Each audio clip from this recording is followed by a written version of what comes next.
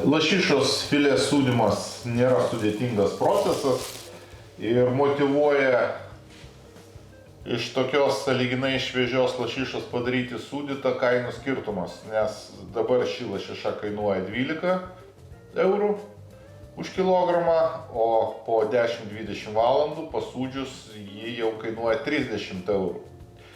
Ir dažnai, kai darai pats lašišą sūdytą, jie išeina netgi skaniau nei parduotuvinė. Aišku, laukinė lašiša ten iš viso nereikia jokių prieskonių, pakanka druskos ir cukraus. Na, o su šita lašiša manyčiau, kad tikrai verta įdėti keletą prieskonių, kurie pagerins ir kvapą, ir šiek tiek skonį. Lašišos filė ne visą laiką būna švariai išvalyta ir dažnai šioje vietoje būna likusių kauliukų, praeinam su pirštais ir pasižiūrim, ar tų kauliukų yra, ir jų yra, ir juos reikia ištraukti. Padedam lašišą ne šiaip ant lentelės, bet galim padengti maistinę plėvelę, tada nereikės lentelės plauti, ypač jeigu lentelė medinė. Kauliukų labai nedaug, tik tai 2 įsitraukia, puikiai išdorota lašiša. Ir lašišą mes paliksime su oda. Lašišos turim 700 gramų, tokiam kiekiu reikės šaukštelio pipirų, šaukšto cukraus ir 2 šaukštų druskos. Įtarkuojam kiek citrinos žievelių. Citrinos žievelės jos duos daug gero kvapo, nes sultys jos keičia mėsos struktūrą, o sūdyme yra svarbu kaip tik sukietinti tą mėsą. Citrinos jos ją ne tiek minkštins, bet padarys rūpesnę. Dėl to geriau panaudoti citriną, citrinos žieveles, maišom mišinuką.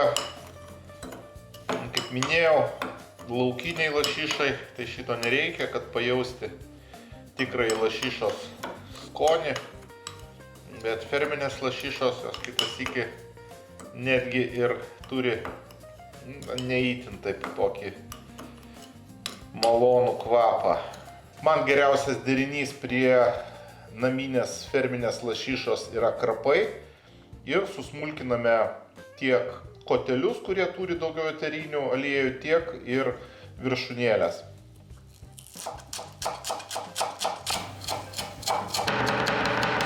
Panaudojam slaptą ginklą, bet būtinai gerą. Čia yra kiek gero 12 metų išlaikymo viskio.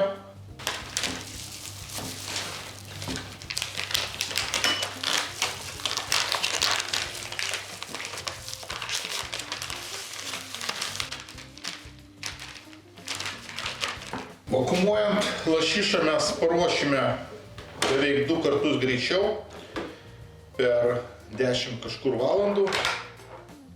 Jeigu nevakuumuojam ir lašišą dedam į 0,2 laipsnių temperatūrą.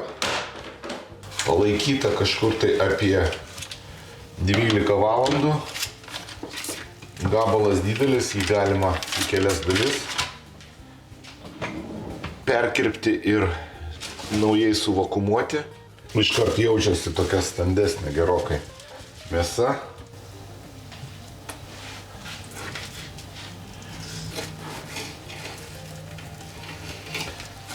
Vieną gabaliuką dar paliksime toliau sūdytis, patys storiausia.